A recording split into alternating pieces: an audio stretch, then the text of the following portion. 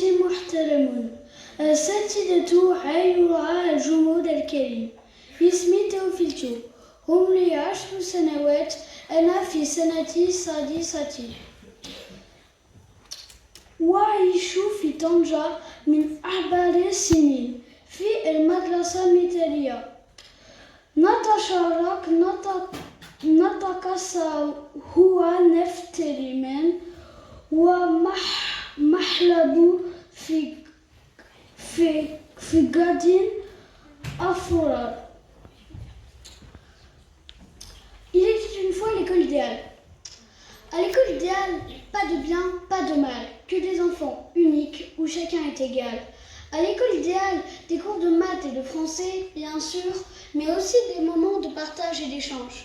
À l'école idéale se côtoie le vivre ensemble, la bienveillance, pour passer sereinement de l'enfance à l'adolescence. À l'école idéale, pas d'étiquette, pas de casquette, on vient comme on est, on se respecte. À l'école idéale, on apprend, on calcule, et ceux qui n'y arrivent pas ne sont pas forcément des nuls. À l'école idéale, chacun a son talent, même si ce n'est pas toujours celui dont rêvaient nos parents. À l'école idéale, la planète est une matière. On en prend soin, on la respecte, on l'analyse, on la dissèque. À l'école idéale, mais l'école idéale, ce n'est pas que du français, de l'histoire ou de l'anglais, c'est aussi l'école de la vie qui nous apprend des choses qui ne sont pas forcément écrites dans les livres que l'on lit. À l'école idéale, chaque élève est une pièce essentielle pour former un pulse universel. On apprend l'insouciance qui, avec le temps, nous donnera confiance. On apprend aussi à se confier et à s'entourer pour réussir avec le temps à tisser de vraies amitiés. Alors voilà, pour moi, l'école idéale, c'est un peu tout ça. Des professeurs qui nous offrent un savoir et nous leur devons bien le respect, car si on réfléchit, ils nous forment à la vie et une envie folle de faire partie de cette histoire. Alors je veux leur dire merci, car dans mon éducation, ils jouent un rôle important, tout comme mes parents. Ça commence à la maison avec les bases essentielles, dire bonjour, dire pardon, dire merci. À l'école, c'est pareil. On doit respecter les adultes, les enfants, pour pouvoir vivre en communauté et en se comprenant. L'éducation, c'est un ensemble de cadeaux offerts par la famille, l'école, et c'est ce qui nous permettra de grandir sereinement pour appréhender la vie, pour un jour être grand. Merci de m'avoir écouté. لجنة التحكيم. اسمي نور الحوات، عمري 10 سنوات، أدرس في القسم السادس في ثانوية رينيو.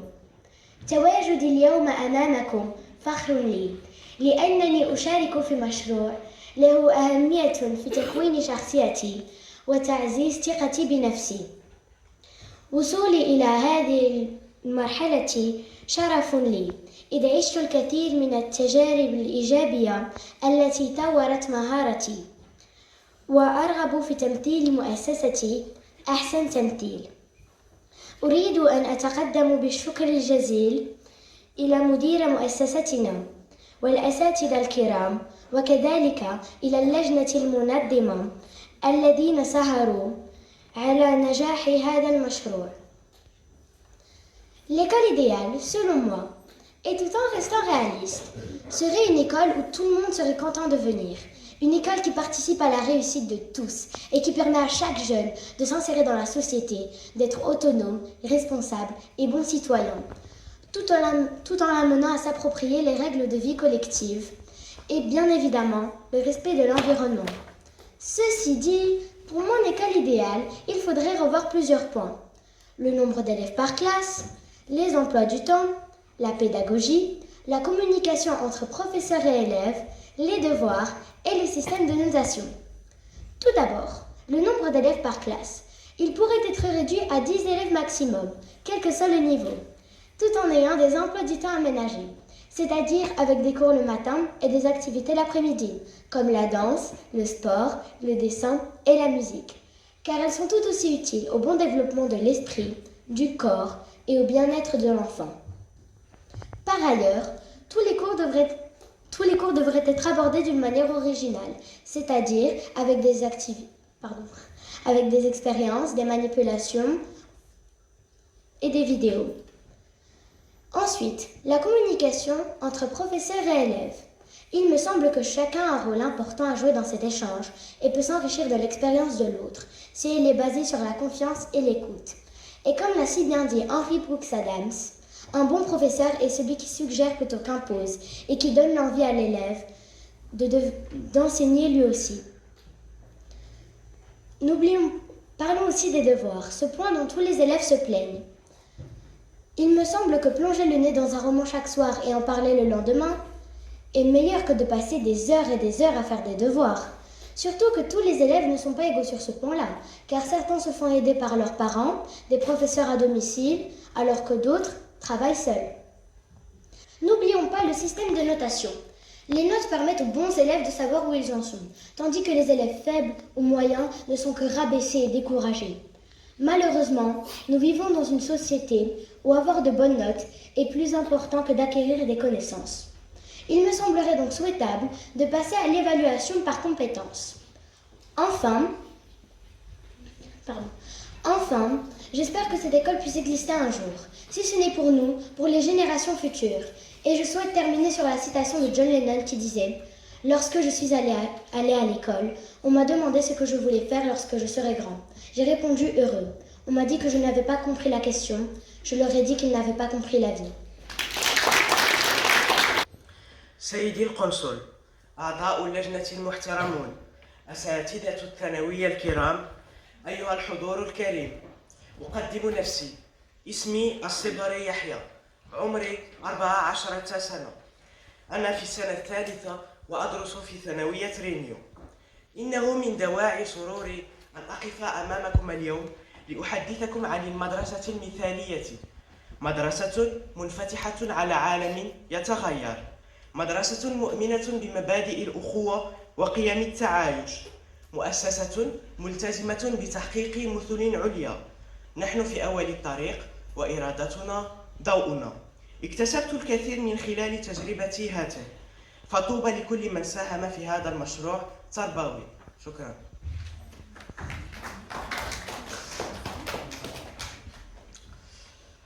Bonjour mesdames, messieurs. Je me tiens aujourd'hui devant vous pour vous parler de mon école idéale. Mon travail va se baser sur 2 points très importants.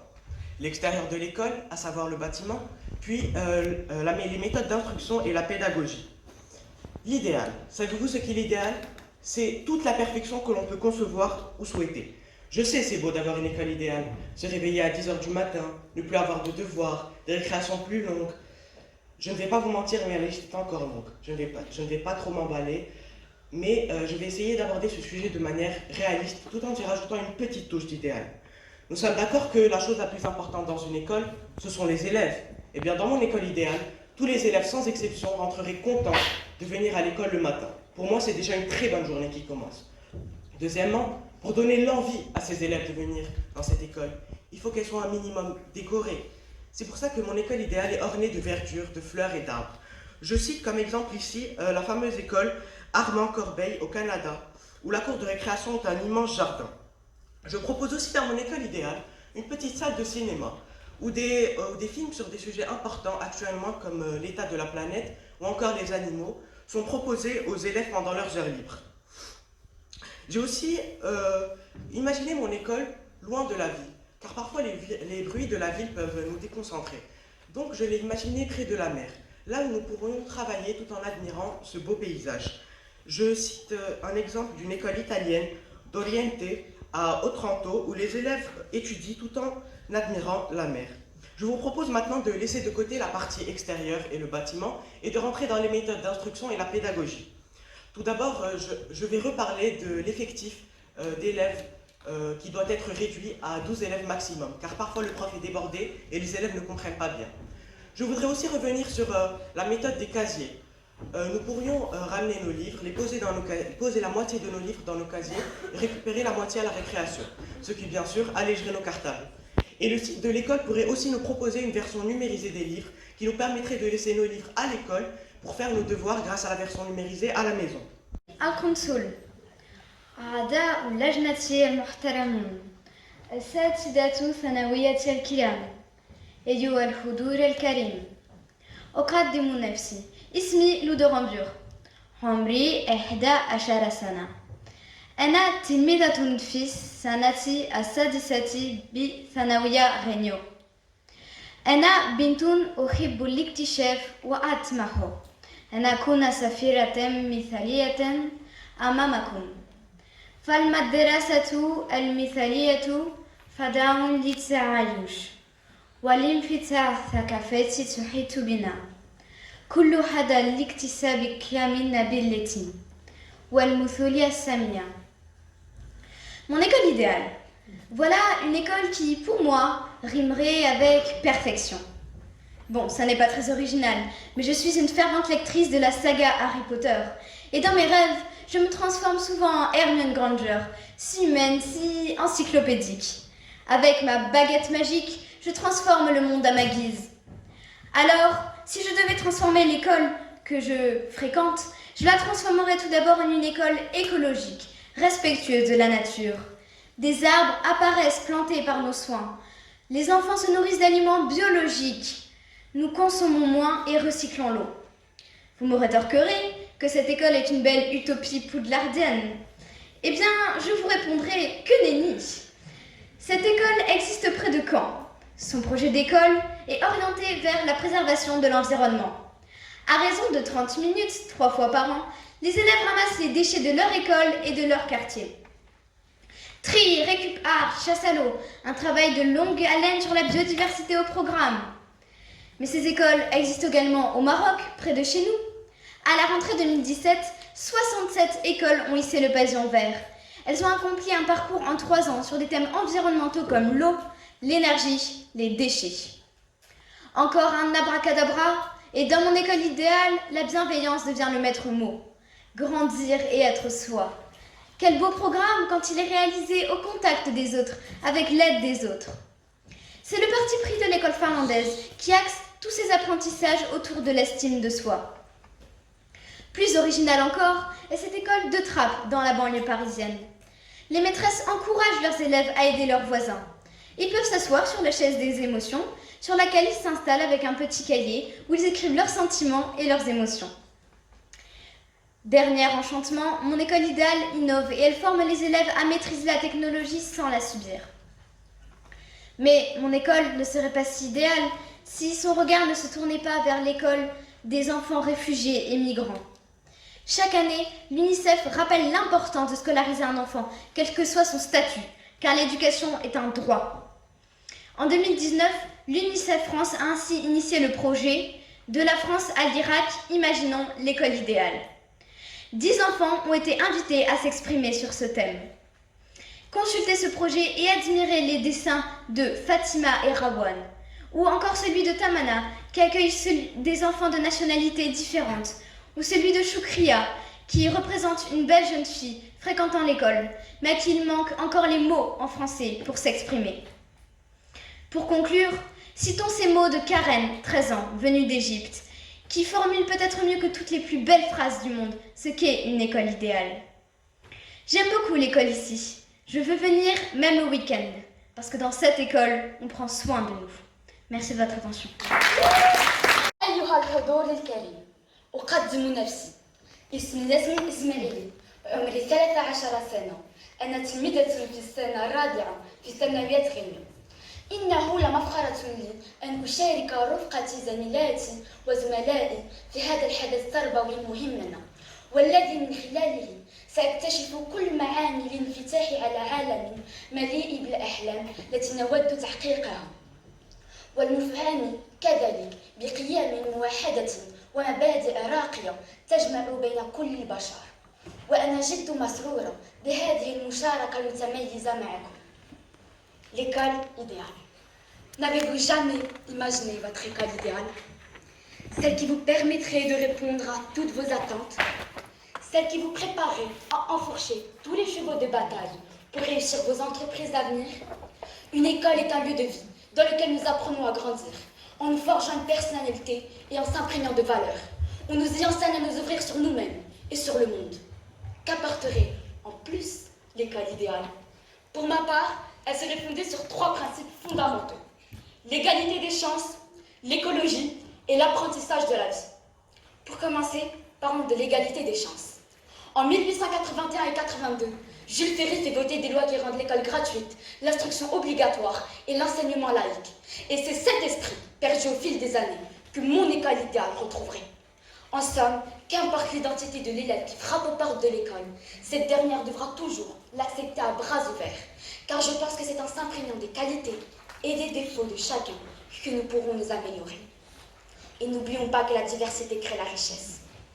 Mais cette école idéale, basée sur des valeurs intemporelles, doit aussi nous apprendre à affronter le monde d'aujourd'hui avec tous ses défis. Depuis le siècle dernier, l'homme est constamment sollicité à agir pour le bien de sa planète. Or, les véritables actions se déroulent au quotidien, lorsque chacun d'entre nous agit pour l'avenir de ce monde. Des résolutions simples, qui ne peuvent être acquéries que par l'apprentissage à l'école de valeurs environnementales. C'est pour cela que mon école idéale aura pour modèle la Green School de Bali, qui est une école alimentée en énergie renouvelable et qui est dotée d'un potager bio. Elle transmet des valeurs environnementales aux enfants et les pousse très tôt à imaginer des solutions d'avenir. Voici donc un autre rôle dévolu à l'école idéale, celui de faire prendre conscience de l'importance de l'écologie dans nos vies. Nous arrivons au dernier point, l'apprentissage de la vie.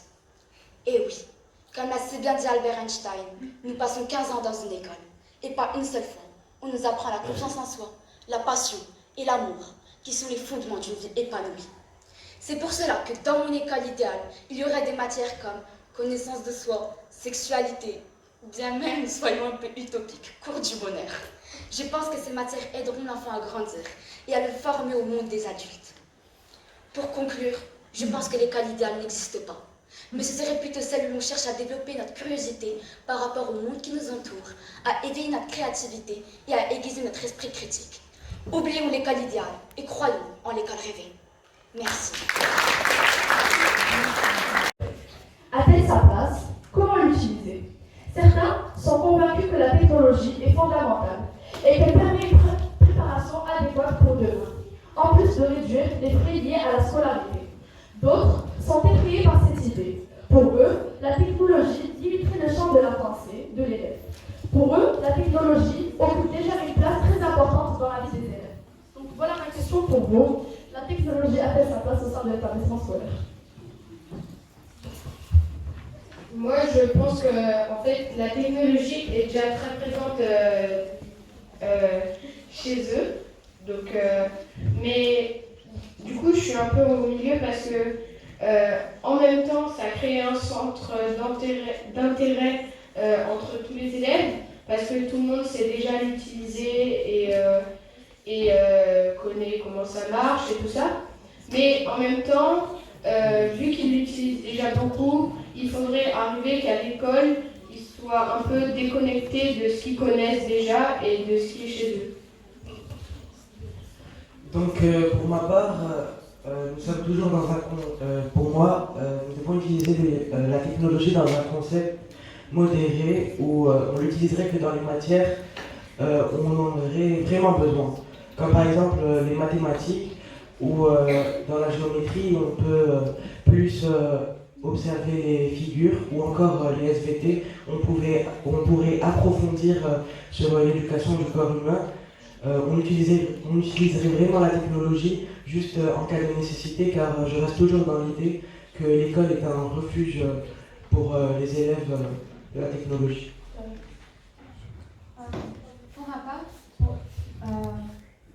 Pour ma part, je suis contre la technologie.